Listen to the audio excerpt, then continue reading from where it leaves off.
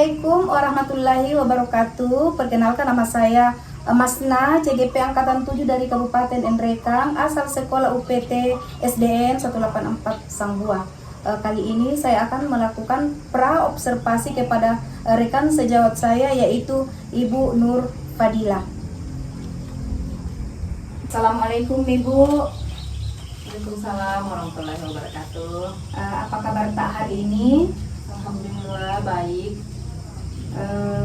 Begini Bu, saya akan melakukan wawancara pra-observasi kepada Ibu sebelum melakukan pembelajaran di kelas. Nah, ada beberapa pertanyaan Bu yang ingin saya sampaikan kepada Ibu terkait dengan pembelajaran di kelas. Pertama, berkaitan dengan tujuan pembelajaran. Nah, kira-kira apa tujuan pembelajaran yang Ibu akan capai? Baik. Terkait tujuan pembelajaran ya.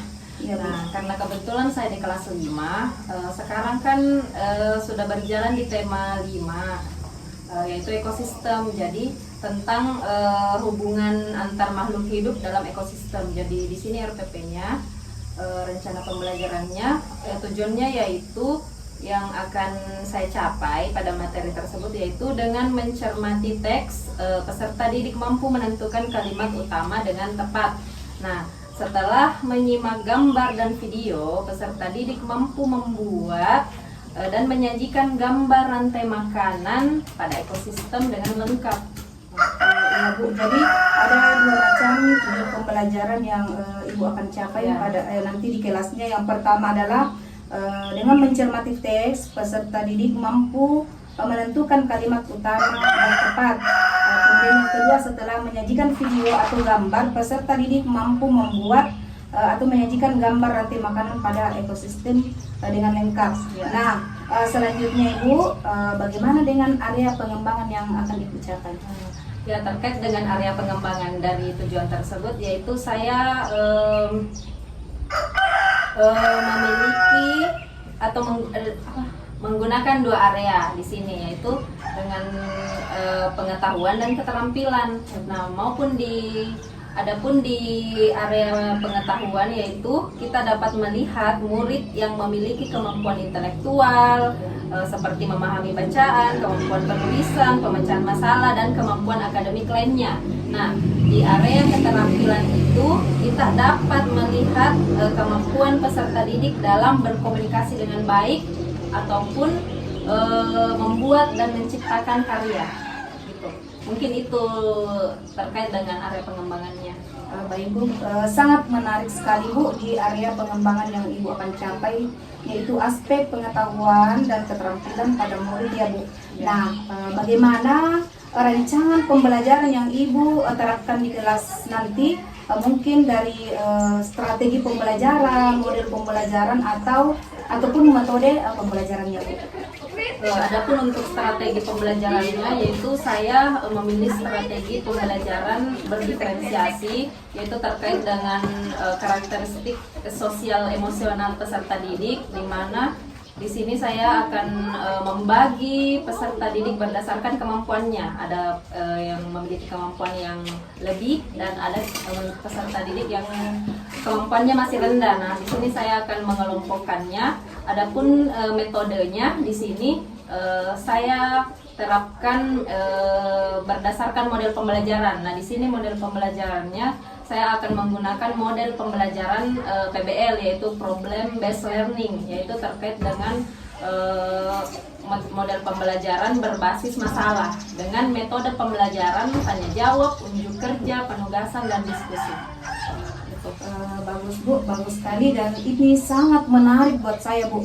Untuk strategi pembelajaran yang digunakan yaitu berdiferensiasi berdasarkan kesiapan belajar murid dan diintegrasikan dengan pembelajaran sosial emosional. Kemudian saya akan melakukan pembelajaran kelompok sesuai dengan kemampuan, keterampilan, dan keaktifan murid. Dan untuk modelnya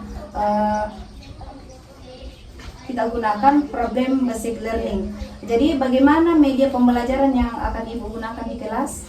Terkait media pembelajaran yang akan saya gunakan nanti, yaitu saya akan menggunakan media pembelajaran berdasarkan contoh-contoh gambar, teks maupun media IT. Mungkin seperti itu. Ya Bu, jadi ada juga proyektor Ya, ya, yang dihubungkan dengan proyektor itu. Kira-kira kapan Ibu akan melakukan kesiapan pembelajaran tersebut atau di hari apa dan jam berapa Bu? Nah, rencana saya akan melakukan pembelajaran pada hari Selasa pada jam pertama. Jadi nanti hari Selasa di kelas 5 ya Bu? Iya.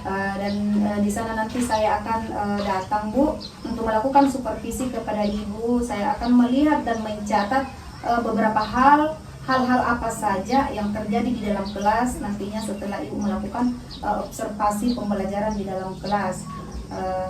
Kita akan mengadakan percakapan yang terakhir nantinya Bu, yaitu percakapan pasca observasi yang nanti akan dipimpin juga oleh pengajar praktik. Baik Bu. Sebelum kita akhiri Bu, apa yang Ibu dapatkan dari percakapan kita pada hari ini? Mungkin saya mendapatkan gambaran media apa saja yang akan saya gunakan nanti dan bisa saya persiapkan dari sekarang. Terima kasih banyak Bu atas waktunya dan sudah bersedia berbincang-bincang dengan saya dan sampai ketemu di pasca observasi. Assalamualaikum Bu. Waalaikumsalam warahmatullahi wabarakatuh.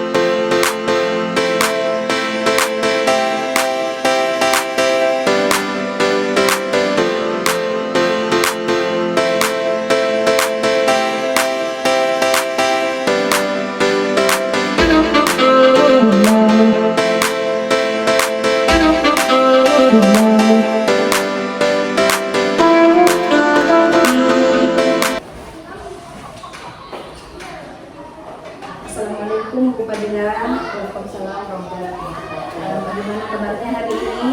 Alhamdulillah sehat.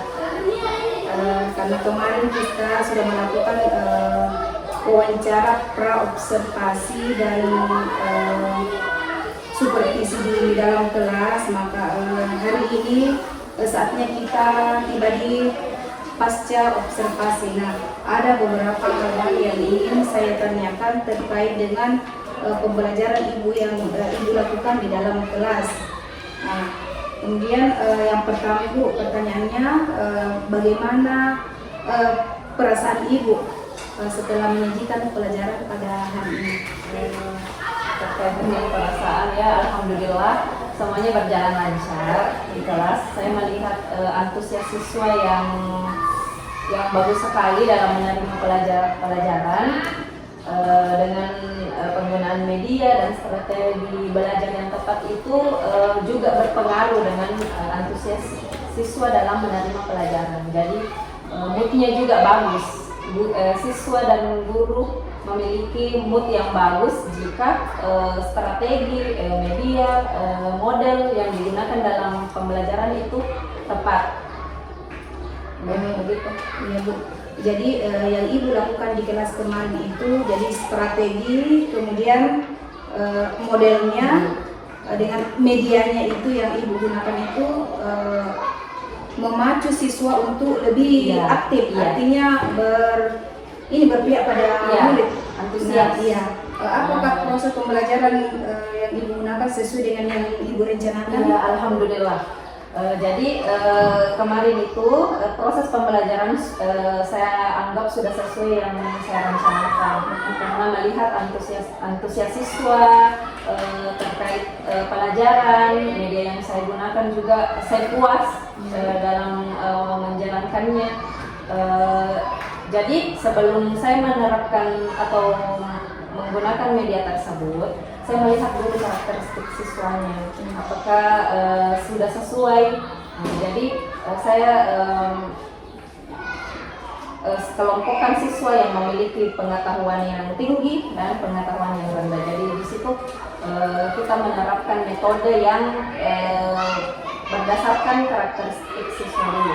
Sebelum pembelajaran berlanjut, kita harus menyesuaikan dulu bagaimana karakteristik siswa di kelas itu, disesuaikan dengan pembelajaran yang diberikan. Mungkin seperti itu, Bu. Ya Bu, berarti Ibu terlebih dahulu melakukan pemetaan yang terhadap siswa, artinya karakteristiknya siswa seperti ini dikelompokkan, yang misalnya yang agak rendah mungkin kita kelompokkan juga. Baik Bu, kemudian coba Ibu ceritakan hal-hal yang memuaskan dan yang kurang memuaskan dalam pembelajaran yang Ibu lakukan kemarin.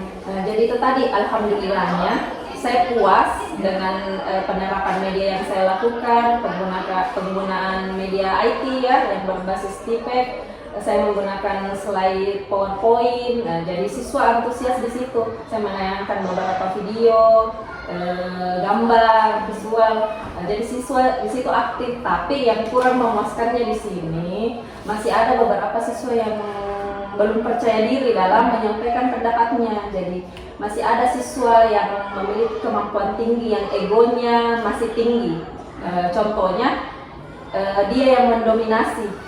Misalnya kalau saya kasih pertanyaan, siswa yang memiliki kemampuan tinggi ini yang mendominasi menjawab terus, sedangkan siswa yang berkemampuan rendah tinggal gigit jari. Mungkin itu saja yang kurang memuaskan. Jadi perlu pengenalan lebih dalam lagi tentang karakteristik siswa tersebut. Jadi kedepannya mungkin bisa kita atur pembelajaran lebih baik lagi berdasarkan media dan karakteristik.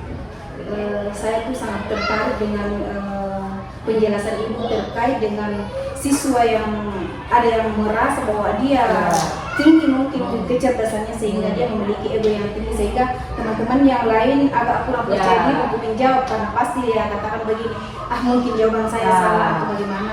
Tapi saya harap nanti Ibu akan tahu bagaimana cara kita membina atau memberikan pemahaman kepada yang merasa kurang bahwa kita seperti ini, tidak boleh seperti ini. Jadi tinggal dari Ibu bagaimana caranya. Bu, saya sangat apresiasi dengan cara mengajar dari Ibu. Kemudian bagaimana perkiraan Ibu mengenai ketercapaian kompetensi siswa?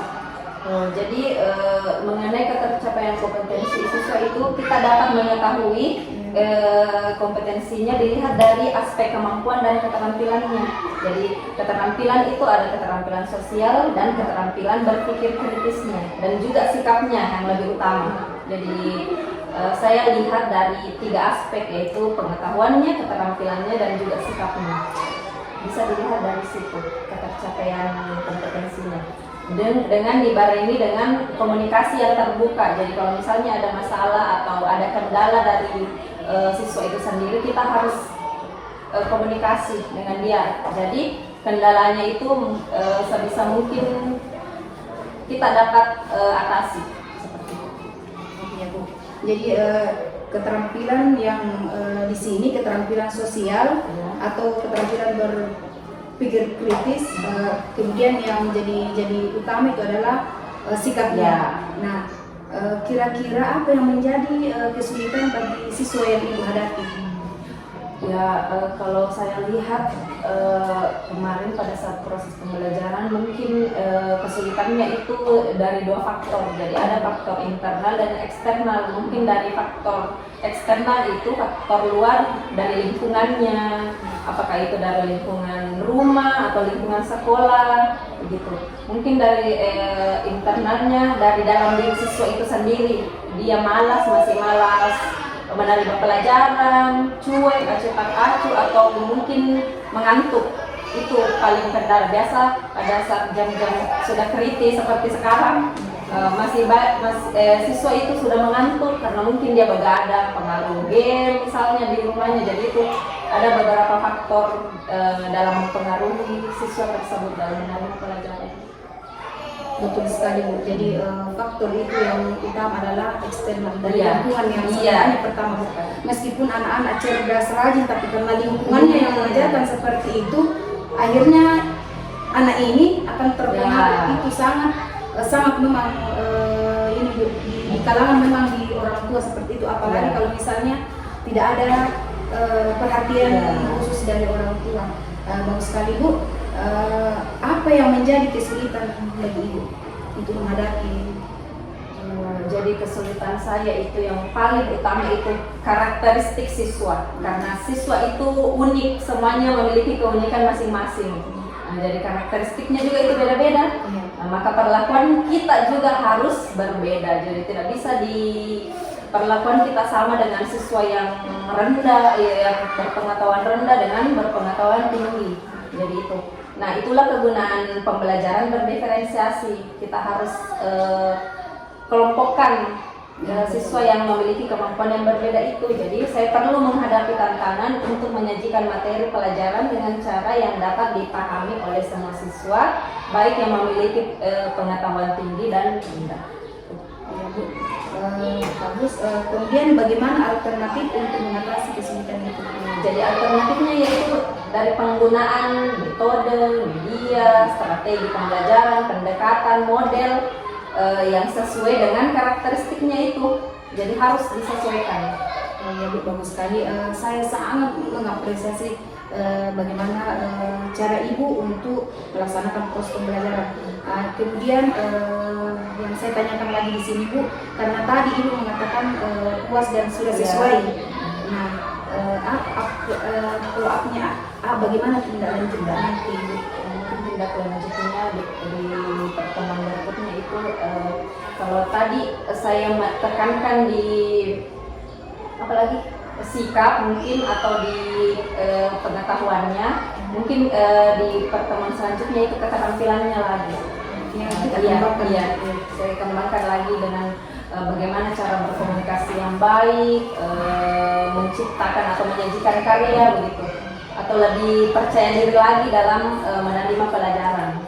Seperti itu. Baik, Bu, senang sekali rasanya bisa berdiskusi dengan Ibu hari ini terkait dengan kegiatan supervisi yang Ibu laksanakan. Demikian diskusi kita pada hari ini, Bu. Mudah-mudahan dari kegiatan supervisi tadi dapat menjadi refleksi bagi kita berdua agar dapat memberikan pembelajaran yang lebih berkualitas, bermakna, dan yang terpenting adalah pembelajaran yang berpihak kepada murid. Terima